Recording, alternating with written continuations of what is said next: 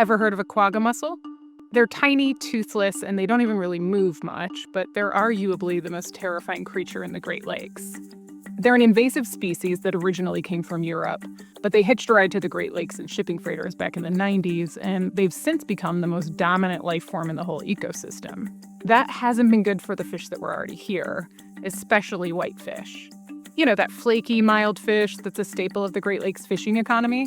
The mussels are filter feeders, and they've stripped away all of the tiny microorganisms that baby whitefish eat.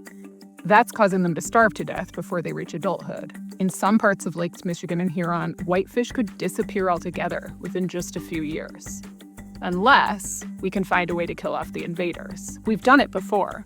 When invasive sea lamprey threatened the Great Lakes decades ago, the US and Canada banded together to figure out a solution. They discovered a chemical mix that kills lamprey while sparing other fish, and it's kept the bloodsuckers at bay for decades since. But even though mussels are just as big of a problem, the public has devoted far less money and attention to getting rid of them. Scientists have been looking for a solution, but they're doing it on a shoestring budget, and they're never really sure whether their research is going to be funded for another year. So far, they've managed to kill small pockets of mussels by crushing them with a metal plate or suffocating them under big mats. But they haven't yet found a solution that will quell an infestation tens of thousands of square miles in size. And the clock is ticking before it's too late for whitefish in the lower Great Lakes. This video was produced as part of a collaboration between Bridge, Michigan and Great Lakes Now.